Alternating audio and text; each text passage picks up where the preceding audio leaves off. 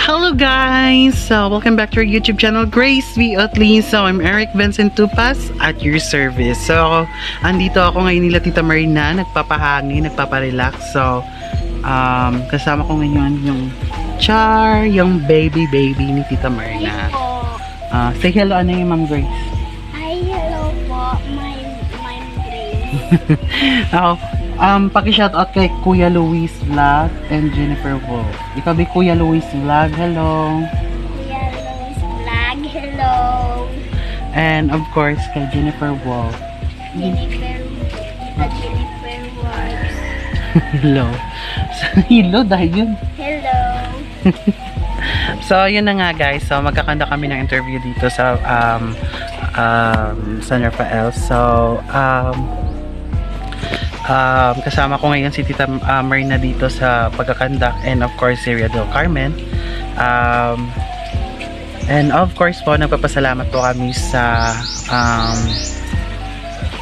oportunidad na programang ito na nakakatulong sa kapwa natin, and of course po sa ating supporters na laging handang tumulong, or I mean pag-support kay Ma'am Grace.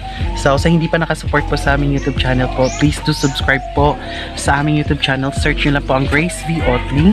So, search nyo lang and paki-subscribe, like, share, comment, and click the notification bell for more updates. And of course po sa aming Facebook page po, paki-follow po para sumali po sa mga pampa-good vibes or pampakulo ni Ma'am Grace na makapagbigay ng enjoyment sa atin po. Paki-follow po, search nyo lang po ang GVO Babies. So, yun lang po. So, wag na natin patagalin guys. Sasamahan nyo po kami magkandak ng interview. So, sit back and relax because the video will be start.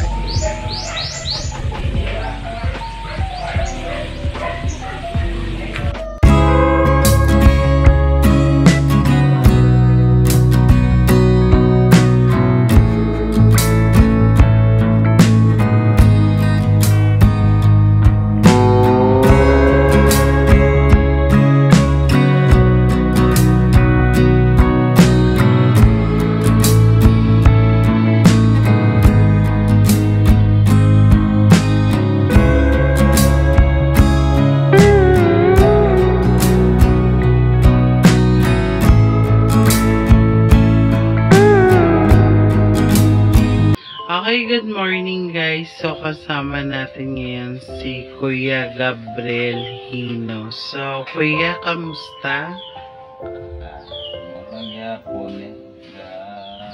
Okay, good morning guys. So, kasama natin ngayon si Kuya Gabriel Hino. So, Kuya, kamusta? Malang yapon mantinir ka pobrehon. So, ilang taon na si Kuya? 35.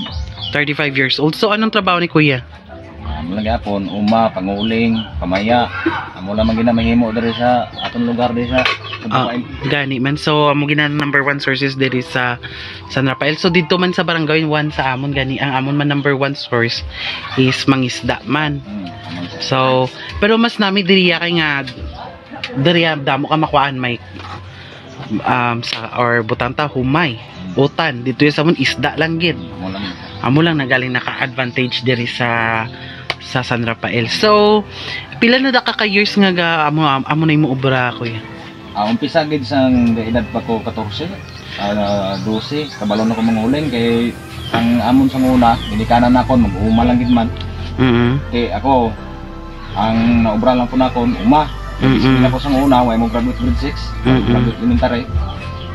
Amo lagi na ako obra, panguling, uma, tapos mangani, intragrupo, pangayaw.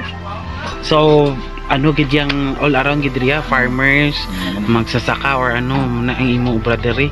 So, dugay mo na nagali 14 may amo na imo gali nga ginaobra. So, aside sa amo pag ginangobra, may obra ka pangalain, nakagi ka obra construction. Construction ko sa una, soltero ko. Construction, tapos ang construction dan init. Oo, gani init man. So, amo na gani ang nakano sa construction kaysa una barato ang sweldo, tapos init kayo, hindi bala maka ano gid. Hindi gid maka ano, hindi ka ka-income kayo. Tapos, nagbalik lang ko pangayaw dagat. Dagat naman ko. Nakagi ka man pandaga sa dagat. Dagat. Sa diin, ano? Abot kami Mindanao, Palawan. Oh, ay, daw mga likos-likos na. Hindi, yung mga lagko na mula pang... So lansa. Nakaubra kag lansa. Ang gawasay. So, nang diin, sino ang tagiya sina sa ano? Sa Plimiron Kuyugan, ang dre sa Antique, Plimiron Pangayawan, yan asang mga Bilibert. Okay, sa Antique. Antique. So, bisan di lang gali ka mo kato, bisan din lang. Mindanao. Sa Manila kami, kung dito kami magka-destino. So, i-compare mo, kuya, kung diin ang budlay, din ang budlay nga obra ang pang dagat or ang pang ano? Budlay gid ang dagat, mas mayo ang uma. Kaya sa dagat, kung magbagyo-bagyo, way kagid lagyuhan.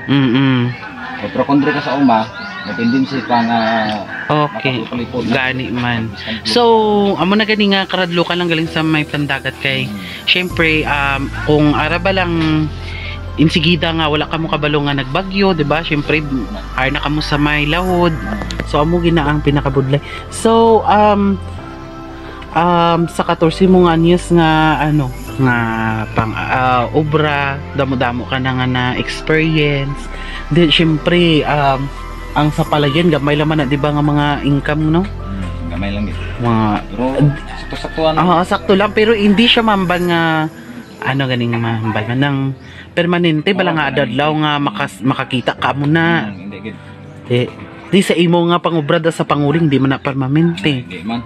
So saging di man. Hindi man. Bali kung wala abi kung hindi gid siya yan nung kung abi wala panguling, wala isaging or ano, panguma. Ano imo pwede nga ma-extrahan pag ano nakon, isa kundi ko sa uma. Magbalik naman ko Pangayawan. Isa lang bang ka tuig, ari naman ko bisigad. Kung sa dintong daw dasig lang bala makabugas, okay dito ka. Gani man. So, amo lang inaya nga pwede naton nga maanan bala sa pangabuyan. Nangalanggid naton man. Di syempre kami mga bata kapag ga-iniskwela. Eskwela daan. Bata pa na daan, elementary pa lang. Kinanglanggid nga syempre kinanglanggid nga matubdoble kayod gid nga dapat makahatag kagid suporta sa imong mga bata. So guys, siya pala si Kuya Gabriel Hino, so 35 years old. So yung trabaho po niya po ay magsasaka and farmers, and marami po siyang alam na gawain sa buhay para lang makatulong sa pamilya niya. So nakita natin guys na 14 years old pa lang siya ay marami na siyang alam na makapagbigay ng tulong or sustento sa kanyang pamilya. And nakita natin guys na marami po talaga siyang alam, marami na siya pinagdaanan. Nagtrabaho siya sa dagat or dito sa bukid, and of course isa din siya pong construction worker, but mas prioritize niya talaga dito sa bukid kasi dito po sila nakatira. So yun po ang nasaksihan natin sa buhay ni Kuya Gabriel Hino. So Kuya, thank you so much sa iyong mga pag-share sa story, and God bless.